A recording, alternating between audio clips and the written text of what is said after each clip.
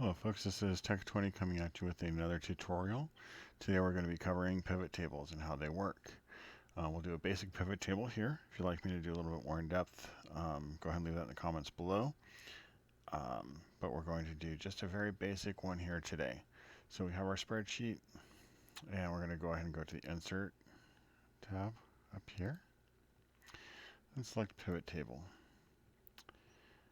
And you'll select from range or table or from an external data source. If you're trying to get it from a different spreadsheet, you would select this, but we're just going to go ahead and use this table here.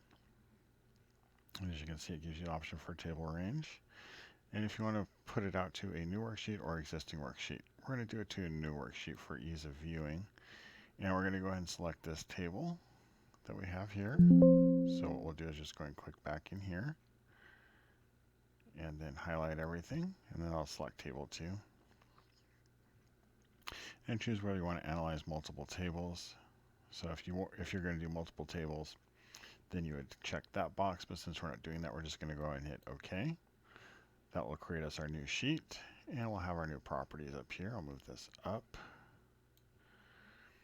so that you can see. And then so we have our name, area, product, unique products, and then if there's more tables you want to import, you can do that here as well.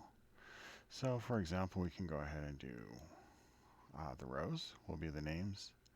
If you wanted a count of how many employees that you had, you can do this, and this will give you a grand total. You have 10 employees. So we can go ahead and remove that field.